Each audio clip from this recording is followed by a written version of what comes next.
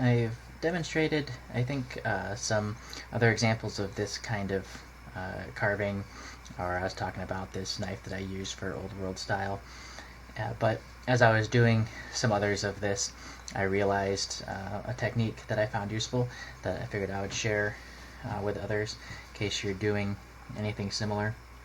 So the goal that I have here, as you can see on these ones, is to create one flat surface with the deepest part down here coming up, making a circle as the carved part meets the uncarved surface.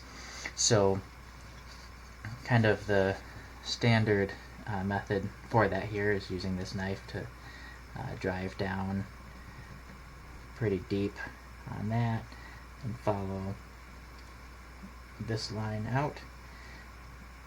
This first part here is pretty standard practice, nothing too interesting on this just yet.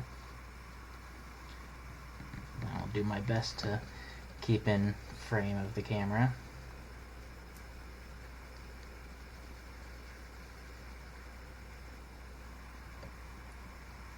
So drawing the knife out, getting less deep as I come. So the this knife is kind of wide enough blade to do that whole part, but it's pretty tricky to get that in kind of one swipe. So I take it in multiple passes, but I've found that especially with this curved surface, instead of being a straight line, can be pretty tricky. But what I like to do, what I found is useful, is kind of working my way from the point out.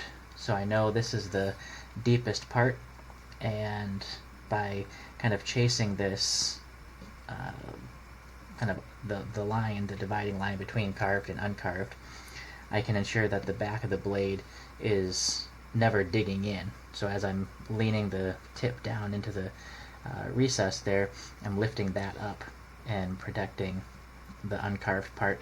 So I can kind of just focus more on where the cut is actually happening, and I don't have to kind of watch the entire length of the blade as I would if I were kind of trying to do this all as just one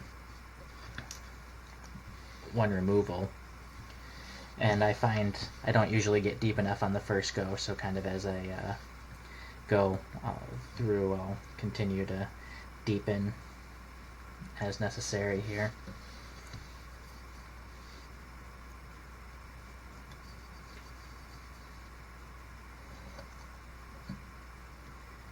I probably won't show this whole chip. It takes a little finagling, a little time of kind of going around to the different parts of it, but basically you can kind of see here that I just keep removing more and more parts, and then eventually I will be getting backed up to the outline here.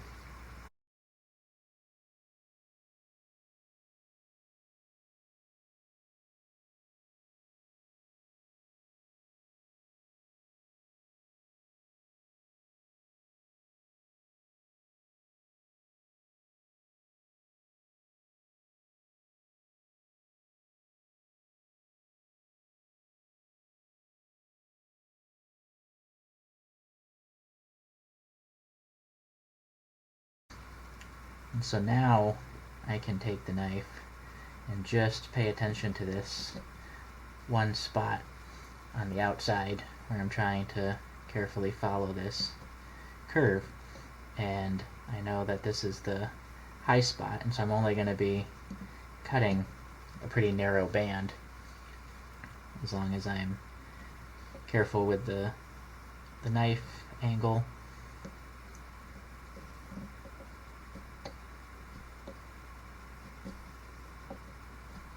And it's a pretty shallow angle, so that's why the knife keeps skipping off. I'm not really digging into the wood very much. It's just shaving. You can kind of see the wood curling up there as I take just a thin slice away.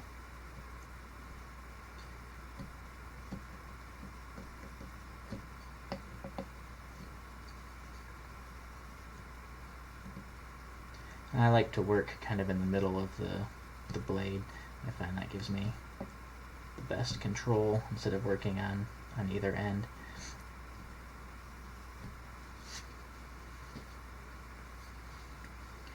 So just about done here.